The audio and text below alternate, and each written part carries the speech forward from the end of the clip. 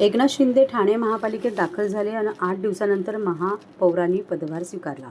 8 दिवसापूर्वी म्हणजेच 3 फेब्रुवारी 2026 रोजी झालेल्या ठाणे महापालिकेच्या विशेष सर्वसाधारण सभेत शिवसेना शिंदे गट पक्षाच्या नगरसेविका शर्मिला रोहित पिंपळकर यांची महापौरपदी तर भाजपचे नगरसेवक कृष्णा दादू पाटील यांची उपमहापौरपदी बिनविरोध निवड झाली.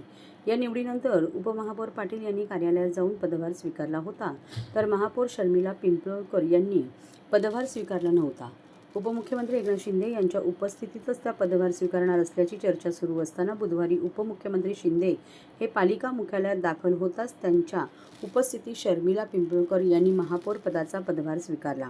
या निवडीनंतर उपमहापौर कृष्णा पाटील यांनी कार्यालयात जाऊन पदभार स्वीकारला होता, तर महापौर पिंपळकर ह्या पहिल्या मजल्यावरील महापौर कार्यालयात गेल्याच नव्हत्या. या थेट पालिका मुख्यालयाच्या प्रवेशद्वारावर काढण्यात आलेल्या मिरवणुकीत सहभागी झाल्या होत्या. त्या महापौर कार्यालयातील खुर्चीत न बसताच तेथून निघून गेल्याने वेगवेगळ्या चर्चा रंगल्या होत्या. मात्र त्यांनी कामाला सुरुवात केली होती.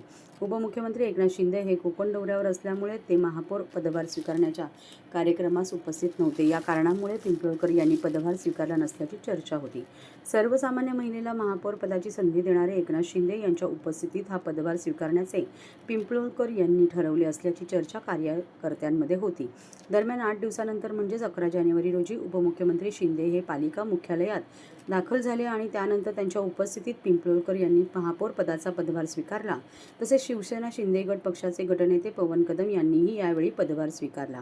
तसेच यावेळी कृष्णा पाटील यांच्याही कार्यालयात जाऊन त्यांनी शुभेच्छा दिल्या. यावेळी ठाणे महानगरपालिकेचे आयुक्त सौरभ राव, शिवसेनेचे सचिव व नगरसेवक राम रेपाळे, भाजप ठाणे शहर जिल्हा अध्यक्ष संदीप लेले, शिवसेनेचे प्रवक्ते राहुल लोंढे, गटनेते पवन कदम तसेच शिवसेना भाजप महायुतीचे सर्व नगरसेवक नगरसेविका यावेळी मोठ्या संख्येने उपस्थित होते.